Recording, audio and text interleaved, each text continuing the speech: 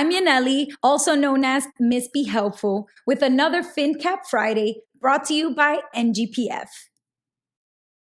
A lot of people can relate to pulling up a food delivery service app and placing an order for 10 or 15 bucks. But by the time they go check out, they pay all these fees and surcharges and add a tip for the driver.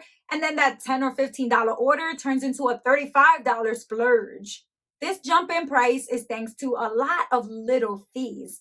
A couple bucks here, a few percentage points there, but it all adds up to a lot of extra money.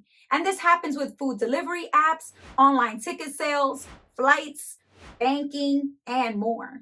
Politicians are now calling these junk fees. According to the Federal Trade Commission, or the FTC, junk fees are unfair or deceptive fees that get added to the cost of goods or services and have little to no added value for the customer.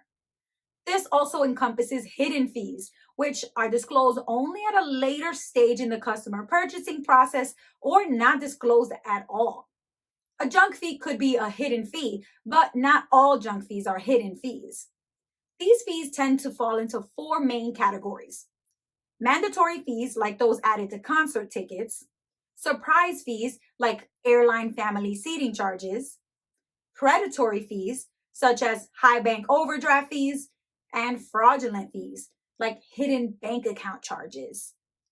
Data shows that about 85% of Americans have been affected by junk fees in some way. And that's why the Consumer Financial Protection Bureau, or the CFPB, and the FTC have agreed that junk fees are a real problem.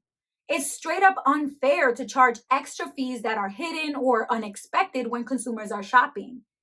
If the same order can come up to 3 different prices on 3 different apps, then experts say it becomes impossible for customers to comparison shop, and this creates unfair competition among businesses. Now, many political leaders want to put a stop to junk fees because they're causing a lot of financial harm to families, especially because even though they might not bother wealthy people too much, they'll have a negative impact on low-income customers who don't have wiggle room in their budget to take on surprising surcharges.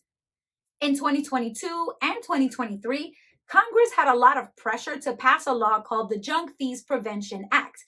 This law would specifically target 4 junk fees: those for online ticket sales, airline booking fees for family seating, early termination fees for mobile and cable services, and resort fees when booking hotels online.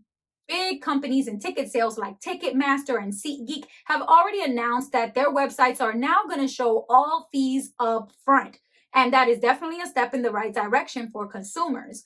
But a lot of people still feel like there needs to be more consumer protection put in place, especially through new laws. So if you haven't noticed this before, you'll definitely notice it now. Next time you're buying something online, watch out for those hidden junk fees.